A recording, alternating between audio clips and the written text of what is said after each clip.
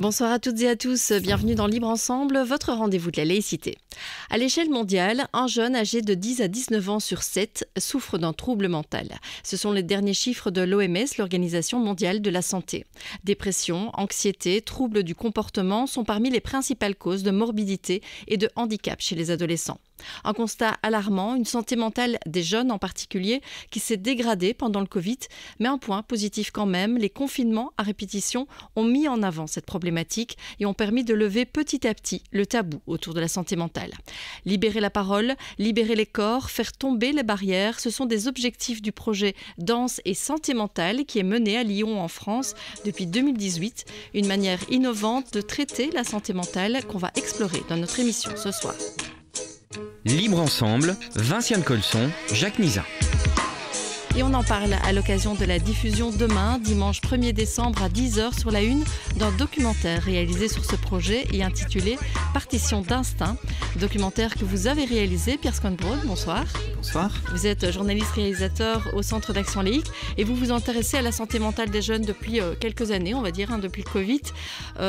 Tout va s'arranger ou pas, c'est le nom du premier documentaire que vous avez réalisé pour nos émissions sur cette question et qui a donné lieu à un collectif dont vous êtes membre, Elena de Pascal, bonsoir. Bonsoir. Vous êtes étudiante et en fait vous participiez, vous témoignez en fait dans ce premier numéro de Tout va s'arranger ou pas, et aujourd'hui on va dire que vous êtes devenue une actrice du changement en matière de santé mentale. Vous allez nous en parler dans un instant, mais avant ça on accueille aussi Emmanuel Monneron, bonsoir. Bonsoir. Vous êtes psychiatre au pôle centre du centre hospitalier Le Vinatier à Lyon et responsable donc de ce projet Danse et Santé mentale. Emmanuel Monneron, je me tourne déjà vers vous. Avant de parler de danse, un mot peut-être sur la situation actuelle. En France, la santé mentale a été décrétée grande cause de l'année 2025 par le Premier ministre Michel Barnier. Est-ce que ça signifie que nos pays, nos politiques ont compris l'ampleur du problème et sont prêts à agir ? Je l'espère. C'est sûr que c'est toujours encourageant de se dire que la question de la santé mentale est mise en avant. Moi, je pense que c'est surtout ça qu'on va obtenir de cette grande cause nationale, c'est une certaine forme de visibilité. On est actuellement en France en grande difficulté par rapport aux moyens dont on dispose, notamment à l'hôpital public, pour accompagner les difficultés de santé mentale. Je pense qu'avant le Covid et puis pendant le Covid, il y a eu énormément d'articles et d'informations qui ont été données sur les grandes difficultés que rencontraient les psychiatres à faire leur travail. Donc j'espère que effectivement décréter la santé mentale comme grande cause nationale va avoir un effet positif. En tout cas, on en a vraiment besoin et on espère que les choses vont avancer. Ouais. Alors vous dites on en a vraiment besoin parce que la situation elle s'est pas améliorée. Vous avez toujours autant de demandes de jeunes en l'occurrence parce qu'on va peut-être plus axer sur les jeunes ici, mais vous avez autant de demandes qu'avant. Oui, probablement autant, voire... il y a des chiffres qui montrent que chaque année, on a de plus en plus en fait, de demandes d'accompagnement en santé mentale, y compris chez les jeunes. Malheureusement, on a plutôt des moyens qui diminuent. Alors en termes de nombre de lits, mais ce qui n'est pas forcément la principale problématique, c'est quels sont les dispositifs, notamment ambulatoires, qui permettent d'accompagner des jeunes ou des moins jeunes dans leurs troubles psychiques, en essayant au maximum de les maintenir dans leur environnement de vie et en essayant d'éviter tout ce qui est isolement, exclusion, interruption de leurs projets professionnels, sociaux, et puis comment ça affecte leurs liens avec leurs proches, leurs familles, leurs amis, etc. Donc c'est vraiment à cet endroit-là qu'il y a un enjeu très important. Comment on développe des solutions qui permettent de traiter efficacement et parfois intensivement, sans toujours avoir recours à l'hôpital qui de toute façon ne peut plus accueillir à temps complet l'ensemble des personnes qui en ont besoin. Ouais.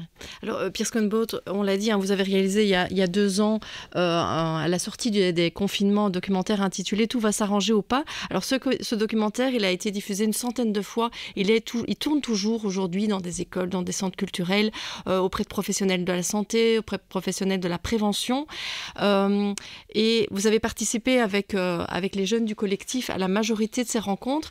Qu'est-ce que vous en retenez ? Que d'entendre les principaux concernés est, je pense, de loin ce qu'il faut à tout prix développer pour mieux comprendre ce phénomène. Et donc, grâce à l'émergence, à la naissance de ce collectif, c'est ce que nous, on a pu mettre en place. Faire en sorte que les jeunes, qui sont eux-mêmes en souffrance psychique, puissent expliquer ce qu'ils ressentent et ce dont ils ont besoin. Essayer d'éviter de parler à leur place. C'est vraiment ça la grande leçon de ces 2-3 années maintenant bientôt. Ouais. Mais oui, du coup, je me tourne vers Elena. Effectivement, vous avez participé beaucoup aussi à ces projections débats. Qu'est-ce que ça vous a amené et qu'est-ce que ça vous fait de vous-même de devenir un peu acteur de changement? Mais déjà, au début, moi, c'était quelque chose dont j'avais un peu peur et que je voulais pas spécialement. Je voulais pas être mise en avant. Puis je pense que d'un point de vue personnel, ça m'a plus confortée dans l'idée que c'était vraiment un problème de santé publique et qu'au final, c'était un combat de tous. Et je me suis sentie moins seule et plus entourée. Et ça m'a fait plaisir de me rendre compte que les gens aussi étaient moins seuls et qu'on était là pour les aider et qu'on était là pour changer les choses aussi. Et qu'en fait, mes valeurs étaient partagées par d'autres personnes. Mmh. Alors, on parlait tout à l'heure de la situation en France, mais la situation en Belgique est assez similaire. Pierre, quand vous rencontrez les acteurs du secteur, quand vous faites des recherches pour la suite aussi de vos projets, quels sont un peu les chiffres justement de la santé mentale aujourd'hui en Belgique? Alors ça, cette partie de mon travail a été certainement de loin la plus difficile, surtout en ce qui concerne la Belgique, parce que la réalité institutionnelle de notre pays rend les choses évidemment beaucoup plus complexes, et notamment en matière de collecte de données, puisqu'on est à cheval sur 3 régions, avec des instituts qui n'utilisent pas nécessairement les mêmes chiffres, et puis parfois qui ne tiennent même pas les chiffres à jour. Le problème de la Belgique, par exemple, en matière d'hospitalisation, c'est qu'on connaîtra le nombre d'hospitalisations d'ici peut-être 2 ans, le temps que Sciensano puisse s'intéresser à la question et accès aux données. Donc c'est un travail vraiment très complexe en Belgique, fastidieux. J'ai quand même réussi à avoir quelques chiffres que je vais vous donner dans un instant, mais ce qui est très différent en France, c'est qu'ils ont l'Institut Santé publique France, qui est une vraie machine de guerre et qui, elle, collecte quasi en temps réel, j'exagère à peine, parce qu'ils ont des données, notamment en matière de passage à l'acte des jeunes, à J+30, quoi.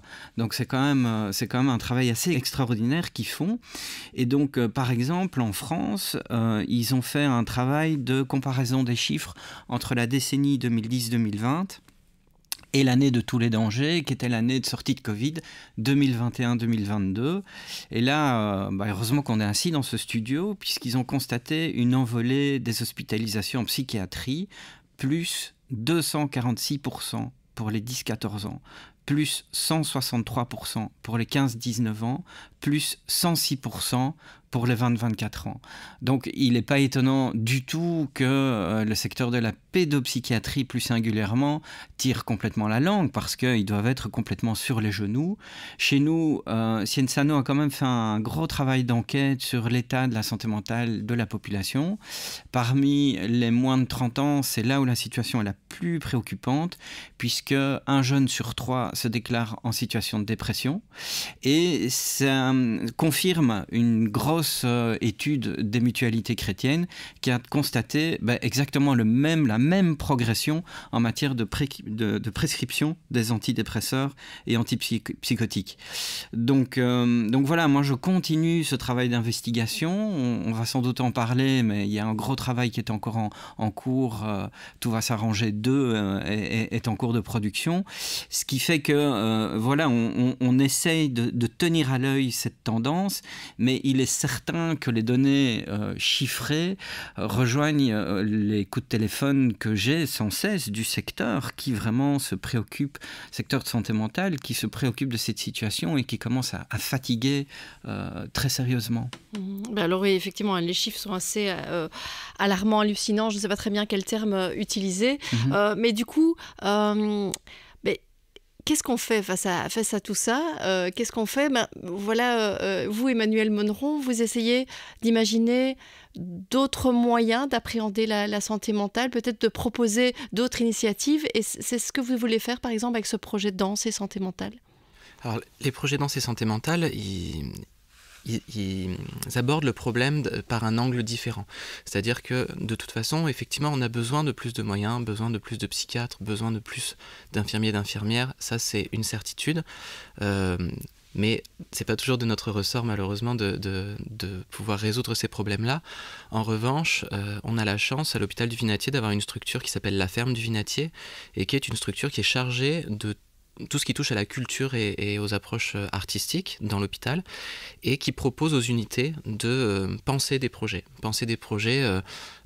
Donc de recherche et de création artistique en partenariat avec des structures culturelles qui peuvent être des salles de spectacle, des bibliothèques, et puis aussi en partenariat avec des artistes qui peuvent être invités à venir intervenir dans les unités de soins.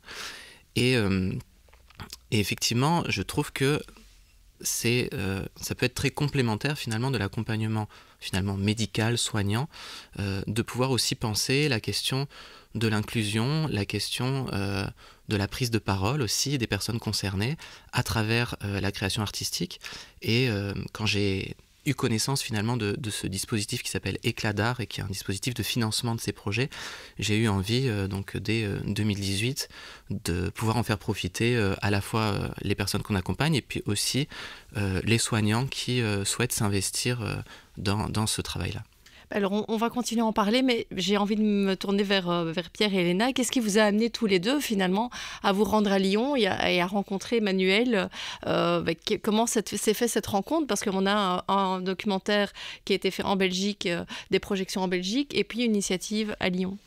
Tout simplement parce que Emmanuel nous a invités, ce qui était une simple bonne raison. Non, mais ce qui est vraiment super aujourd'hui avec les réseaux, c'est qu'on peut très rapidement connaître ce qui se fait ailleurs et parfois très loin même, puisqu'on a même des liens avec le Canada. Et donc ça c'est super parce que je pense que ça illustre à quel point c'est hyper important pour essayer de trouver des solutions aux problèmes qui nous occupent, de tisser des liens. On n'y arrivera pas seul. Retrouver du collectif, retrouver du communautaire, c'est vraiment le sens de notre démarche pour faire en sorte que le poids de la souffrance ne repose pas sur les individualités. Si ceux qui nous écoutent se sentent mal, ce n'est pas de votre faute. Je pense que c'est bête à dire, mais c'est vraiment très très important. Et le fait d'être en collectif nous permet de nous sentir moins seuls. Ouais. Et Elena, qu'est-ce qui vous a amené vous aussi à Lyon? Parce que vous avez accompagné Pierre pour une partie du tournage du documentaire. Donc on m'a présenté le projet à Lyon comme un projet qui mettait la danse et la santé mentale en lien. Et moi, l'art, c'est quelque chose qui me touche particulièrement. Et je pense que c'est une très bonne manière de soigner ou d'apaiser des douleurs psychologiques.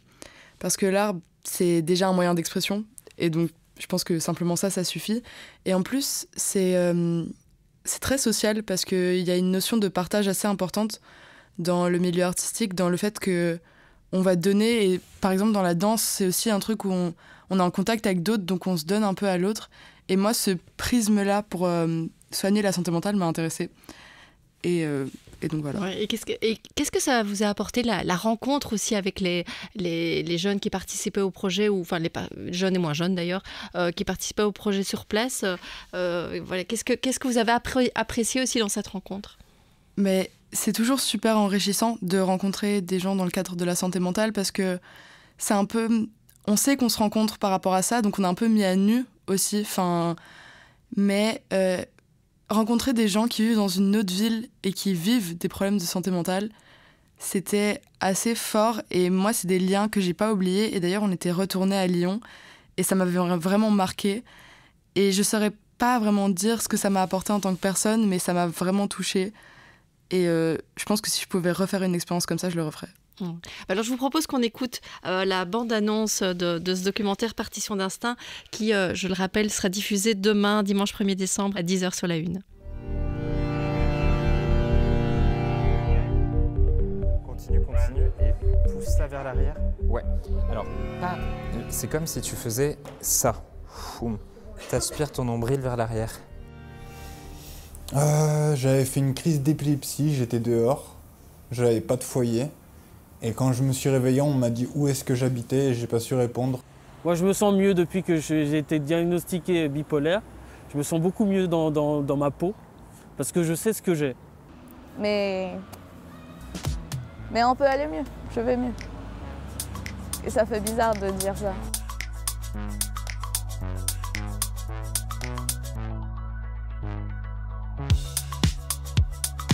Enfin, ça me permet de m'élever. Quand on n'arrive pas à exprimer ce qu'on veut à la parole, bah, c'est la danse, c'est le mouvement qui va nous donner raison.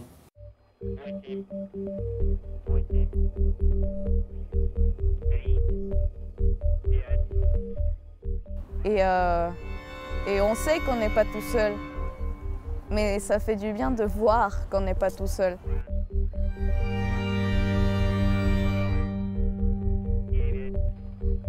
Mais est-ce que je referai de la danse? Oui, sûrement.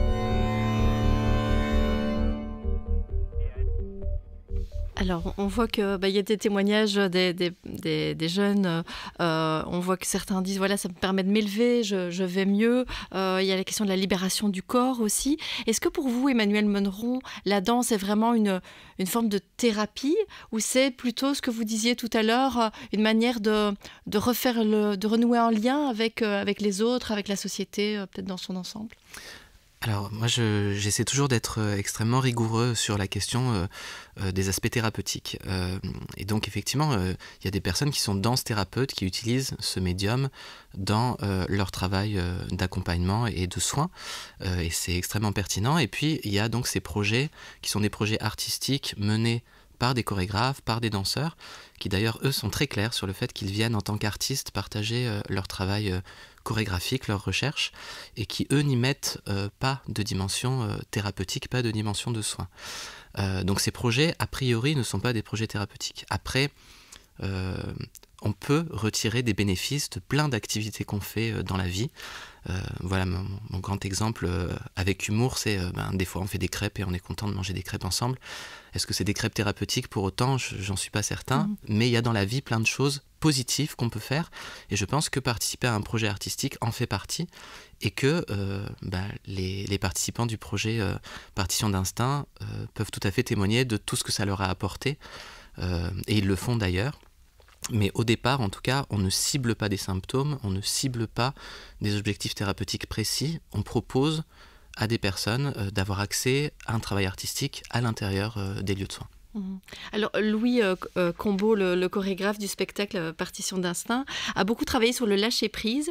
Est-ce que pour vous, ça signifie que la perte de contrôle n'est pas toujours quelque chose de négatif et que c'est peut-être quelque chose aussi à faire comprendre à ces jeunes qui à un moment ont perdu le contrôle? Alors, effectivement, Louis est arrivé avec un projet assez précis qui consistait à travailler sur une pièce du répertoire d'une chorégraphe américaine qui s'appelle Trisha Brown. Et donc, cette pièce s'appelle Set and Reset. Et effectivement, la notion de lâcher-prise, de release, c'était quelque chose d'important dans le travail de cette chorégraphe. Je pense qu'il y a plusieurs choses. Il y a réussir finalement à laisser le corps s'exprimer spontanément, sans forcément être dans un contrôle et dans la volonté de montrer quelque chose, de créer des formes, etc., mais simplement de pouvoir être spontané. Et je pense que ça peut permettre d'exprimer des choses et puis peut-être d'apaiser certaines tensions ou certaines choses qu'on ne pourrait pas exprimer autrement. C'est une première chose. Et puis, il y a aussi le lâcher-prise et la perte de contrôle pour le confier à l'autre. Parce que dans ce spectacle, il y a eu beaucoup de travail en duo, de travail sur le poids contre poids, comment on récupère le poids de quelqu'un.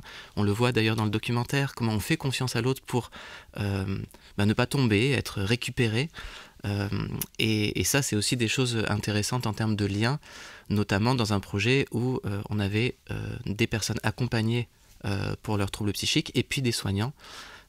Qui avaient évidemment, ces personnes, déjà un lien de confiance, mais c'est évidemment autre chose que éventuellement d'abandonner son poids et d'atterrir dans les bras de quelqu'un et d'être soutenu de cette façon-là. Donc il y a ces deux choses-là. Et pourquoi justement avoir mêlé les patients, les proches, le personnel? Qu'est-ce que ça apporte au projet? Ça, c'est une dimension qui est présente dans les projets depuis 2018 et qui est très importante pour moi. C'est cette idée de réussir à sortir un petit peu d'une organisation très verticale et parfois très hiérarchique dans l'organisation des soins, avec des personnes qui sont considérées comme les sachants et puis des personnes qui sont considérées comme les personnes vulnérables, qui vont devoir faire confiance et puis s'en remettre finalement aux personnes qui ont le savoir. Dans ces projets, il y a une dimension très horizontale. parce qu'on peut avoir des troubles psychiques et puis être très compétent en danse, être infirmière depuis 25 ans et puis pour le coup être très débutante par rapport à tout ce qui touche au mouvement, etc. Et donc c'est vraiment un groupe qui se met au service d'un chorégraphe et voilà, l'organisation elle se transforme complètement. Il y a le chorégraphe qui mène le projet et puis l'ensemble des danseurs.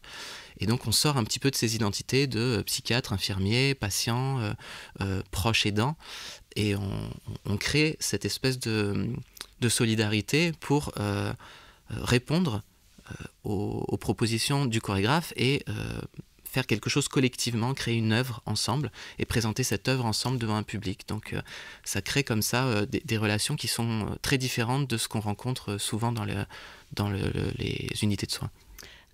Alors, Pierre, effectivement, Emmanuel le dit, c'est différent de ce qu'on rencontre dans les unités de soins. Est-ce que c'est ce qui vous a plu aussi dans le projet, quelque chose qui soit un peu différent, qui se démarque? Et justement, on parlait tout à l'heure du fait que vous préparez un numéro 2 de Tout va s'arranger sur la question de la santé mentale.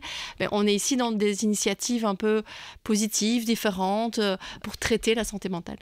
Bah oui, c'est pour ça que Partition d'instinct rejoint vraiment Tout va s'arranger. C'est parce que quand j'ai entendu les explications d'Emmanuel qu'on vient d'entendre encore une fois ici, directement j'ai pensé à Elena qui Elena, hein, je me souviens que tu me racontais ton expérience à l'hôpital, qu'on ne citera pas d'ailleurs, on ne dira pas duquel hôpital il s'agit parce que ça n'a pas la moindre importance. Ce qui était vraiment important, c'est de voir que précisément quand j'entendais les souvenirs d'Elena sur son passage à l'hôpital, expérience négative, on peut le dire. Expérience négative, profondément négative. J'entendais le projet d'Emmanuel qui était une réponse directe à ce que Elena m'avait expliqué, il me semble. Et donc on est parti à deux avec Elena. L'idée en fait c'était que Elena nous parle à la fois de son expérience en hôpital, on va l'entendre j'imagine dans un instant, mais aussi qu'elle nous fasse découvrir Partition d'instinct par son regard. Et donc c'est toi, Elena, qui a mené les interviews, qui a, avec mon assistance bien entendu, parce que tu n'es pas journaliste, mais en même temps, tu es expert de ton propre vécu, et c'était ça qui m'intéressait. Oui, c'est ça. Parce qu'effectivement, Elena, votre expérience hospitalière était plutôt négative. Et du coup, c'est aussi ça l'intérêt de votre regard. C'est votre expérience à vous face à une initiative qui se démarque de ce que vous avez connu.